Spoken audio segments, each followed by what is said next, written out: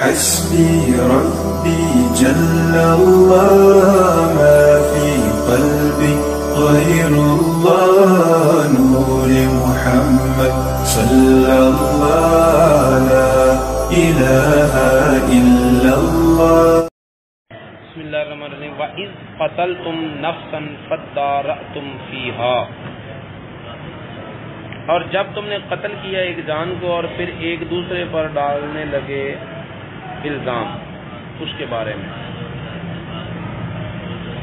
حضرت موسیٰ علیہ السلام کے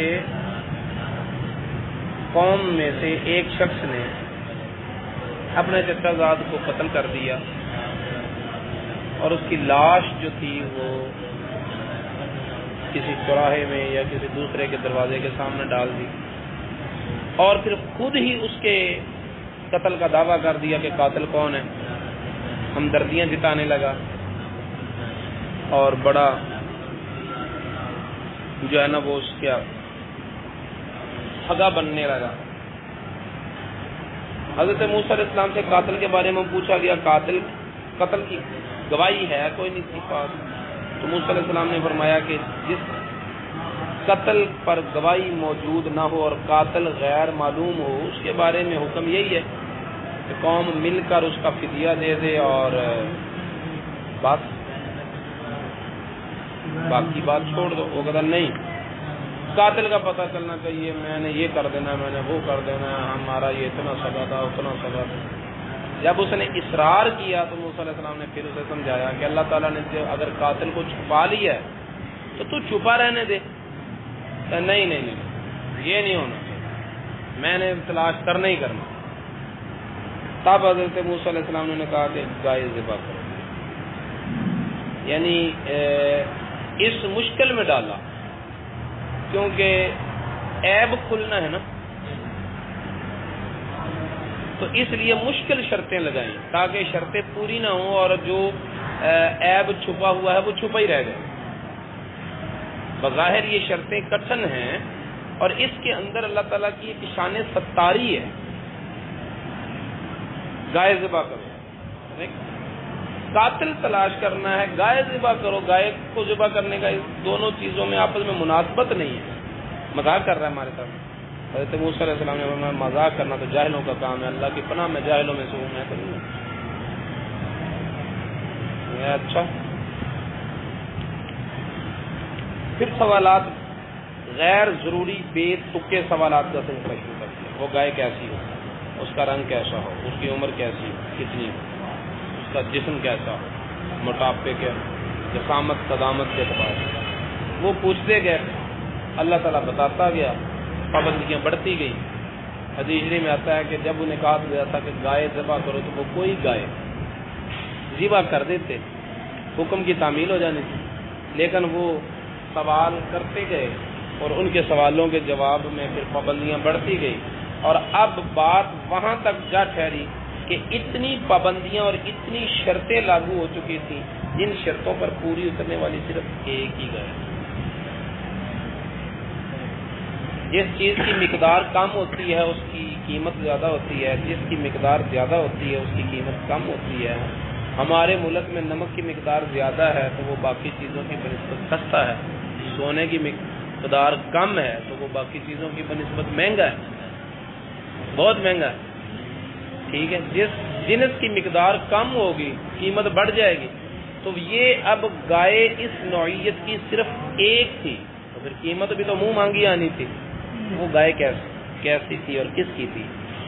اسی بنی اسرائیل میں ہی ایک آدمی تھا، اللہ پر اس کا اتنا بھروسہ تھا، اتنا توکل تھا، خود بھی پارسا تھا، بیوی بھی اس کی پارسا تھی.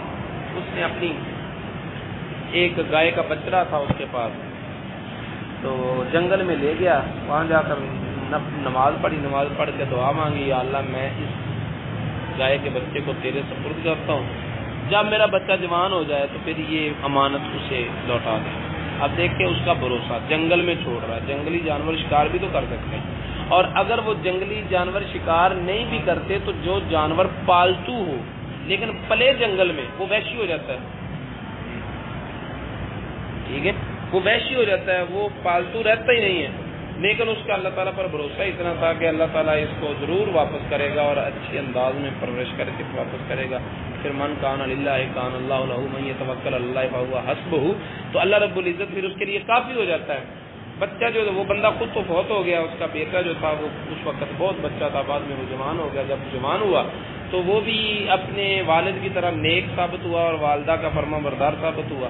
اس کا عادت اس کی یہ تھی کہ وہ روزانہ کی بنا پر جنگل میں جاتا، جنگل میں جا کر لکڑیاں کاٹتا، لکڑیاں کاٹ کے بازار میں فروخت کرتا.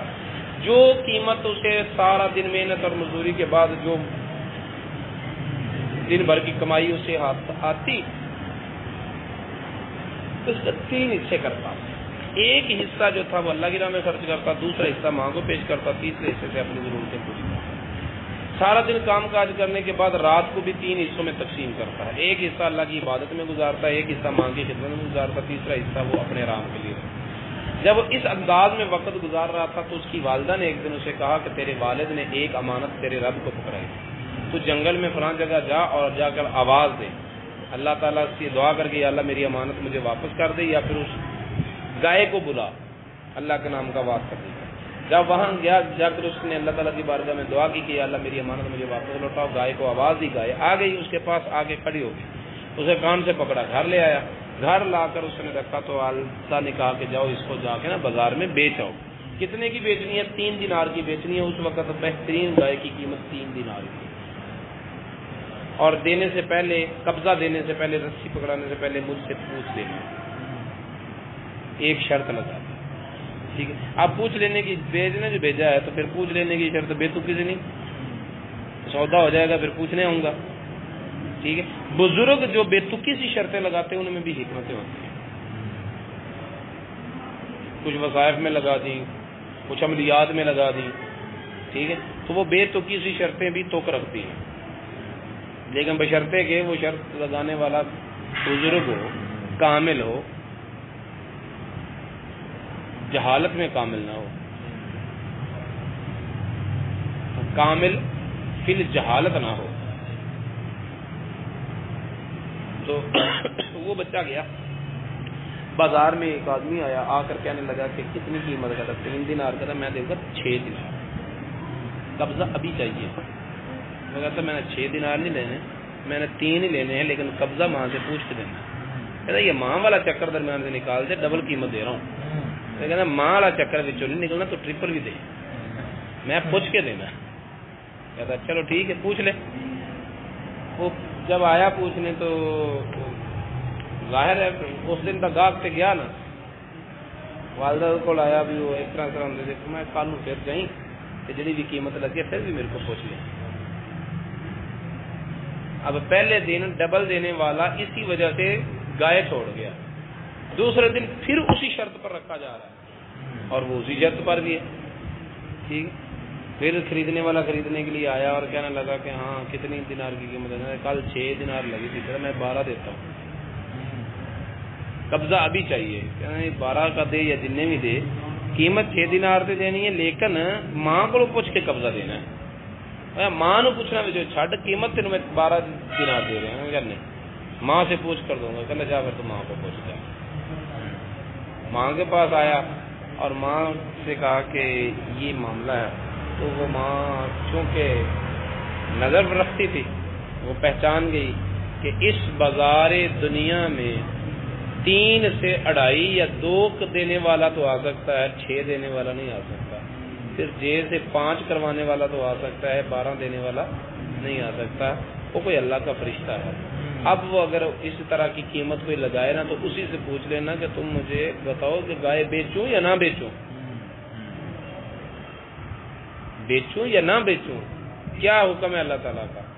جب وہ آیا گاہک اور اسے کہنے لگا فیصلہ سودا ماں سے نہیں پوچھنا، قیمت ڈبل دیتا ہوں. کہتا کہ ماں نے مجھے کہا ہے کہ اس سے پوچھنا کہ بیچیں یا نہ بیچیں. تو اب وہ کہنے لگا کہ نہ بیچو.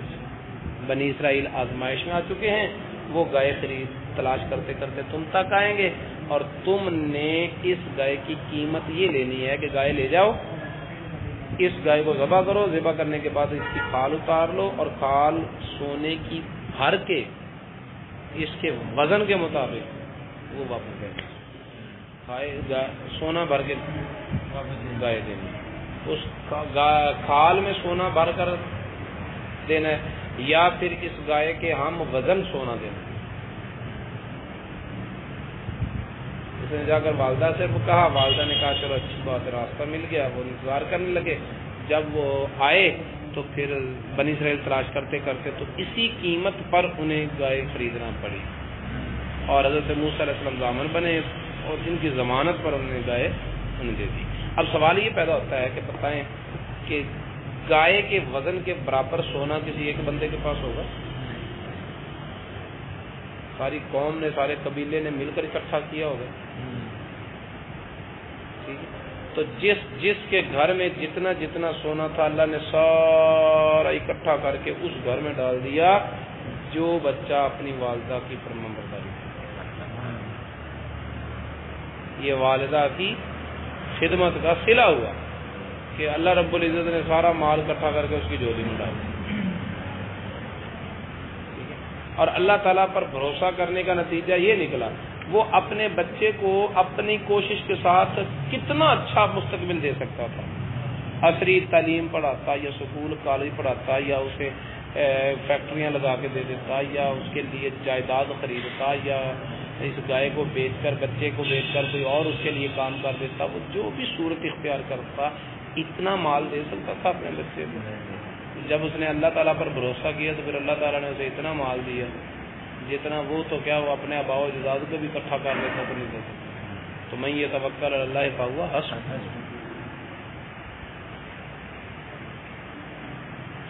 بہرحال وہ گائے لی، اسے ذبح کیا، ذبح کرنے کے بعد پھر اس گائے کے جسم کا ایک ٹکڑا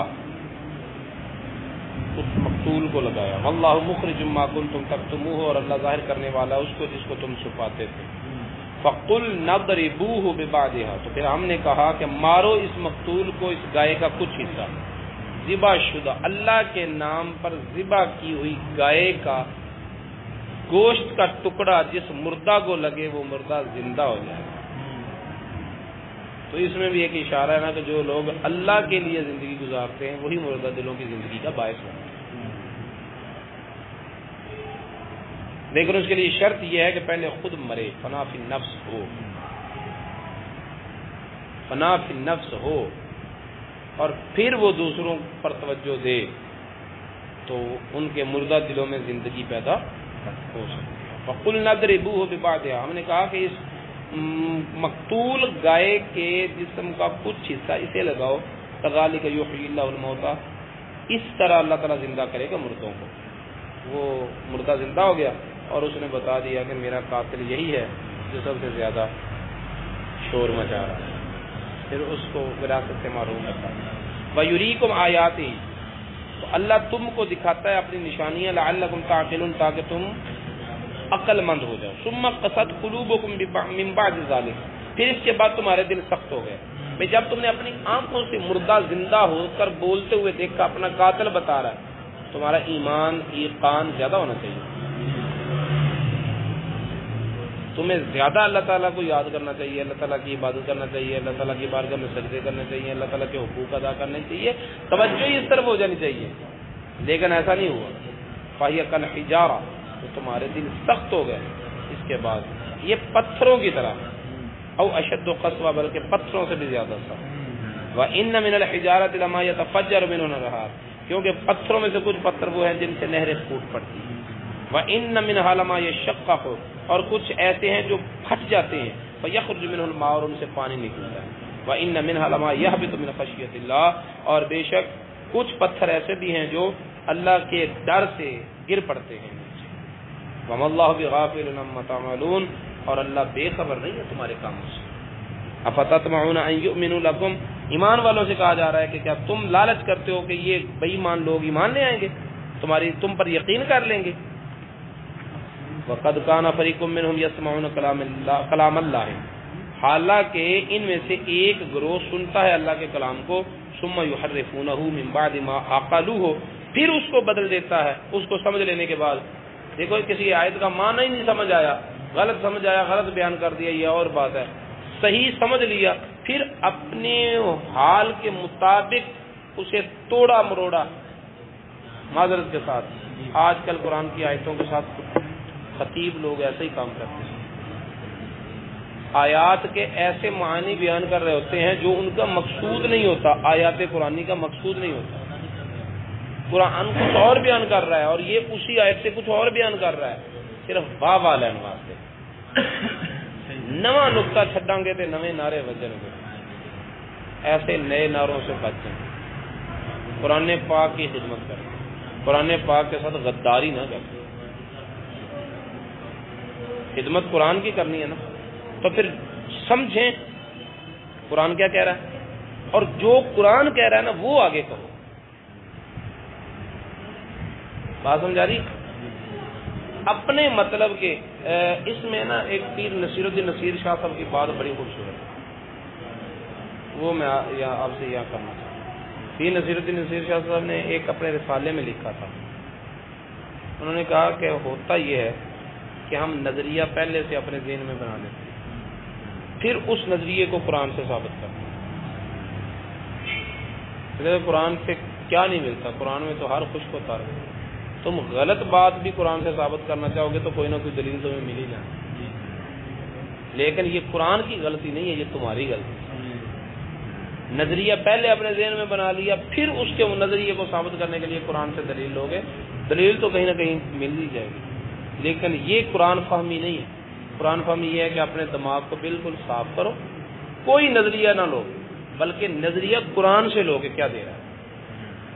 قرآن کو ہم بطور دلیل استعمال کرتے ہیں، کہتا نہیں بطور دلیل استعمال کرو، بطور نظریہ استعمال کرو.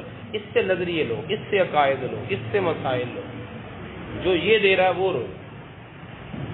پہلے سے اپنے ذہن میں ایک ٹارگٹ بنا لیا اور پھر اس کے مطابق دلیلیں تلاش کرنا شروع کر دی، اس طرح حق نہیں ملتا. بڑی خوبصورت بات ہے، جب سے میں نے پڑھی میرے ذہن میں بیٹھ گئی. ٹھیک ہے، تو فرمایا کہ یہ لوگ وہ ہیں جنہوں نے اللہ کا کلام سنا تورات، پھر اس کو سمجھا کہ اس کا مطلب یہ ہے، سمجھ لینے کے باوجود جان بوجھ کر پھر اس کا غلط مطلب کیا ہے. کہتا جو اللہ کے کلام کے ساتھ اس طرح کے کام کر رہا ہے تم پر یقین کریں گے، تم پر ایمان لائیں گے، تمہارے ساتھ وہ مخلص ہوں گے. جو اللہ کے ساتھ مخلص نہیں ہو تمہارے ساتھ مخلص ہو سکتا ہے. افتطمعون ان یؤمنوا لکم، کیا تم حرص کرتے ہو، طمع رکھتے ہو کہ وہ تمہاری بات مان لیں گے یا تم پر یقین کر لیں گے یا تمہارے ساتھ ایمان لے آئیں گے. اگر کہو کہ تمہارے ساتھ ایمان لے آئیں گے تو پھر لام بمانا معا ہے. وقد کان فریق منهم یسمعون کلام اللہ، حالانکہ ان میں سے ایک گروہ وہ ہے جو اللہ کا کلام سنتا ہے پھر اس کو بدل دیتا ہے اس کو سمجھ لینے کے بعد. وہم یعلمون، حالانکہ وہ جانتے ہیں، انہیں پتہ ہے کہ ہم غلط کر رہے ہیں، پھر بھی وہ ایسے کرتے ہیں. وَإِذَا لَقُوا الَّذِينَ آمَنُوا، جب وہ ایمان والوں سے ملتے ہیں قَالُوا آمَنَّا، کہتے ہیں کہ ہم تو ایمان لے آئے. کچھ یہودی ایسے تھے جو ایمان والوں سے ملتے تو انہیں کہتے تم حق پر ہو، بالکل ٹھیک، سچا تھا نبی، حق بات، دامن نہ چھوڑنا. وَإِذَا خَلَا بَعْضُهُمْ إِلَىٰ بَعْضٍ، اور جب وہ ایک دوسرے کے ساتھ ملتے تو بعض ان سے کہتے بڑے بیوقوف جے تسی، اللہ تعالیٰ نے تورات دے ذریعے جڑیاں گلاں تانوں دسیاں تسی اگے دسی جان رہے ہو. وہ کل نو اللہ دی بارگاہ دے وچ تہاڈے خلاف دلیل پیش کرن گے کہ دیکھو یا اللہ انہوں نے آپ ہی کیا سیگا ساڈی تورات دے تہاڈے نبی دیاں آ صفتاں ساریاں پائیاں جانیاں، وہ ساڈے خلاف ساڈے بیان نوں ہی حجت بنا دین گے. انہوں نہ دسو تاکہ کل نو اللہ دے سامنے تانوں جھوٹیاں نہ کر سکن. یعنی انہوں کا کی مطلب سی بھی اللہ تعالیٰ نے سچے جھوٹے کا پتہ کوئی نہیں، لائی لگ جائے جیویں کوئی کہندا میں مان لینا. یعنی اس بات کی آڑ میں دراصل وہ اللہ تعالیٰ کو بے علم ثابت کر رہے ہیں. ان کے عقیدے میں یہ بات تھی، ان کے نظریے میں یہ بات تھی، اور اللہ تعالیٰ نے اس کی پھر الگ طور پر تردید کی. دیکھیں وَإِذَا خَلَا بَعْضُهُمْ إِلَىٰ بَعْضٍ، جب وہ تنہا ہوتے ہیں بعض ان کے بعض کی طرف، قالوا تو کہتے ہیں أَتُحَدِّثُونَهُمْ بِمَا فَتَحَ اللَّهُ عَلَيْكُمْ، کیا تم ان سے وہ باتیں کرتے ہو جو اللہ نے کھولی ہیں تم پر، لِيُحَاجُوكُمْ بِهِ عِندَ رَبِّكُمْ، تاکہ وہ تمہاری ان باتوں کے سبب حجت بنائیں تمہارے خلاف تمہارے رب کی بارگاہ میں. أَفَلَا تَعْقِلُونَ، تمہیں عقل نہیں؟ ایسا نہ کیا کرو، انہیں نہ بتایا کرو، ورنہ وہ اللہ کے سامنے تمہیں جھوٹا کر دیں گے۔ اب ان کا رد اللہ تعالیٰ کر رہا ہے۔ اللہ تعالیٰ فرماتا ہے اولا یعلمون ان اللہ یعلم ما یسرون، کیا وہ اتنا بھی نہیں جانتے کہ اللہ تعالیٰ کو کسی کے بتانے کی کیا ضرورت ہے، وہ خود جانتا ہے جو تم چھپاتے ہو، وما یعلنون، اور جو تم ظاہر کرتے ہو، ومنہم امیون لا یعلمون الکتاب الا امانیہ، اور ان میں سے کچھ ایسے ان پڑھ لوگ ہیں جو کتاب کو نہیں جانتے مگر کہنے کی باتیں۔ بس اس کے دو معنی ہیں، ایک معنی تو مفسرین نے یہ بتایا کہ جو صرف کتاب کو پڑھنا جانتے ہیں سمجھتے نہیں ہیں، جیسے ہمارے بہت سارے لوگ ایسے ہیں جو قرآن پاک کو پڑھنا جانتے ہیں لیکن سمجھتے نہیں ہیں۔ اور دوسرے اس کا معنی یہ ہے کہ وہ قرآن پاک کو نہیں جانتے مگر باتیں، یعنی جو انہوں نے اپنے علماء سے باتیں سن لی، قرآن کو اتنے ہی جانتے ہیں، خود نہیں پڑھتے، خود نہیں وہ جانتے۔ یہاں قرآن سے مراد ہے ان کی قرات۔ لیکن ہمارے قرآن کے ساتھ بھی ایسے لوگ ہیں نا، بہت سارے لوگ ایسے ہیں کہ جو قرآن کو اتنا ہی جانتے ہیں جتنا مولوی صاحب نے تقریر کرتے ہوئے بتایا، خود انہوں نے قرآن کے ساتھ اپنا کوئی رابطہ نہیں رکھا ہوا۔ بہت سارے لوگ ایسے ہیں جو قرآن پاک کے ساتھ رابطے میں ہیں لیکن وہ صرف لفظ پڑھنا جانتے ہیں، ان کے معنی نہیں جانتے۔ یہ دونوں قسم کے لوگ الا امانیہ میں آتے ہیں، وَإِنْهُمْ إِلَّا يَظُنُّونَ، اور نہیں ہے وہ مگر صرف گمان میں، وہ ان کے پاس کوئی علم قطعی نہیں، ان کے پاس جو کچھ بھی ہے ظنی علم ہے، بس گمان ہی گمان۔ فَوَيْلٌ لِّلَّذِينَ يَكْتُبُونَ الْكِتَابَ بِأَيْدِيهِمْ، تو پھر ہلاکت ہے ان لوگوں کے لیے جنہوں نے کتاب کو اپنے ہاتھوں سے لکھا، ثُمَّ يَقُولُونَ هَذَا مِنْ عِندِ اللَّهِ، پھر وہ کہتے ہیں کہ یہ اللہ کی طرف سے، لکھتے اپنی طرف پاس ہیں، کہتے ہیں یہ اللہ کی طرف سے۔ ہم لکھتے نہیں ہیں، لفظی تحریف نہیں کر سکتے بالکل، لیکن ہم کیا کرتے ہیں، الا من شاء اللہ، اچھے لوگوں کو نکال کر، احتیاط کرنے والوں کو نکال کر، جو خطباء کا حال ہے میں وہ بیان کر رہا ہوں کہ وہ قرآن پاک کا مطلب اپنی مرضی کا بیان کرتے ہیں، جو وہ نہیں ہوتا جو قرآن کہہ رہا ہے، اور پھر کھاتا یہ ہوتا ہے کہ اللہ نہیں کہہ رہا، دیکھو قرآن پاک میں لکھا ہوا۔ یہ سنگین غلطیاں ہیں، اور اتنی سنگین غلطیاں ہیں کہ عمل کی غلطی سے یہ اعتقادی غلطیاں زیادہ خطرناک ہیں۔ برے عمل سے بندہ گناہ گار ہوتا ہے، کافر نہیں ہوتا، برے عقیدے سے کافر ہوتا ہے۔ عقیدے کی غلطی بہت سنگین ہوتی ہے۔ اچھا وہ ایسا کیوں کرتے ہیں؟ لیشتروا بہ ثمنا قلیلا، تاکہ وہ اس سے کچھ مال حاصل کر سکیں۔ ادھر بھی نہیں، اور ادھر تھا کیا؟ ادھر تھا یہ کہ نبی پاک صلی اللہ علیہ وسلم کی جو صفات تورات میں مذکور تھیں، انہوں نے ان صفات کو بدلا تھا، اس خوف سے کہ اگر ہم بیان ہی اسی طرح بیان کرتے رہے تو لوگ پہچان کر اس کا کلمہ پڑھ لیں گے اور جو ہمارے نذرانے ہیں وہ رک جائیں گے، ساڈی کہانی ختم، ساڈے حلوے بند۔ تو انہوں نے اس طرح اپنے ہاتھوں سے لکھا اور لکھ کر پھر وہ اس طرح مشہور کیا۔ انہوں نے کیا کرے، اسی کولنا جو اسی کرنا ہے، اسی کیا سنی کہ او سنی، اسی نے کیا بھی اے وابی کہ او وابی۔ اس بندے دے نظریے دا کوئی کمال نہیں ہے، کوئی حیثیت نہیں ہے کہ او دا اپنا نظریہ کی ہے۔ ہر بندہ اپنی، انما الاعمال بالنیات، میرے اعمال میری نیتوں کے مطابق ہے یا آپ کی نیتوں کے مطابق ہے؟ نیت آپ کر کے دیں گے مجھے، میری نیت چلنی ہے نا، میرے عمل تو میری نیت، ٹھیک ہے۔ لیکن اب ہم نے کسی کو نیت کا، کسی کو نظریے کا حق نہیں دیا۔ کچھ ایسے بھی لوگ ہیں جو خود فیصلہ کرتے ہیں کہ اے وابی ہو گیا، اے دیوبندی ہو گیا، اے مرتد ہو گیا، اے فلانا ہو گیا، اے ٹمکانا ہو گیا، ٹھیک ہے۔ تو اسی طرح وہ جو علماء یہود تھے نا، وہ بھی اپنے آپ کو کل فی الکل بالکل سمجھتے تھے کہ جو ہم نے کرنا ہے وہ ہونا ہے، لہذا انہوں نے یہ حرکت کی۔ اللہ رب العزت نے فرمایا نہیں، میں فوق کل ذی علم علیم، ہر علم والے کے اوپر ایک علم والا ہے، کوئی اپنے آپ کو حرف کل نہ سمجھے۔ وقالو، اچھا اس کی ایک وجہ یہ تھی کہ اپنے آپ کو یہ سمجھتے تھے، دوسری وجہ یہ تھی وہ اتنی بے خوفی کے ساتھ، اتنی بے باکی کے ساتھ اتنے بڑے بڑے سنگین کام کرتے تھے۔ ان کی وجہ کیا تھی؟ وقالوا لن تمسنا النار الا ایاما معدودہ، وہ کہتے تھے کہ ہمیں آگ نے نہیں چھونا، 80 بخشے ہیں، اگر دوزخ گئے بھی تھے انہی دن جن دن ساڈے وڈیاں نے بچڑے دی پوجا کی ہے 40 دن بس، اس تو زیادہ اسی دوزخ نہیں جانا. اور یہ نظریہ ان کو ہر برا کام کروانے پر اکسا دیتا تھا کہ دوزخ سے تو جانا ہی نہیں اسی. تے خیال نظریہ ساڈے بھی ہن ایویں دے چلن دے نے، دوزخ میں تو کیا میرا سایہ نہ جائے. منہ ویکھ تے گل ویکھ تو ہوگا نا داتا لی جویری تو گل کرے پھبدی بھی ہے. ٹھیک ہے تے لباس شریعت دے خلاف تے چہرہ بھی شریعت دے خلاف تے ہن تے ڈانس کر کے نعتاں پڑھتے تے نال کہندے دوزخ میں تو کیا میرا سایہ نہ جائے. یہ لوگوں کے اندر بے خوفی بے باکی پیدا کرنے کی ضرورت ہے. اس وجہ سے پھر لوگ ان کو کیا جب دوزخ سے جانا ہی نہیں تو پھر کون جنہ پانی پاؤندے نے لین جنی رشوت لیندے نے کرن کھان جنہ سود کھادا جاندا ان کو دوزخ سے جانا ہی نہیں. یہ نظریہ بندے کو برائیوں کی طرف لے کے جاتا ہے. ٹھیک ہے علماء یہود کو اتنے سنگین برائیوں میں الجھانے والا نظریہ یہی تھا کہ قالوا لن تمسنا النار الا ایاما معدودہ.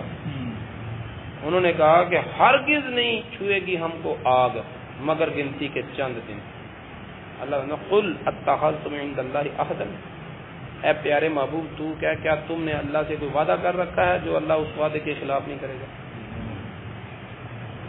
یہ سوال سانوں بھی اپنے آپ کو کرنا چاہیے.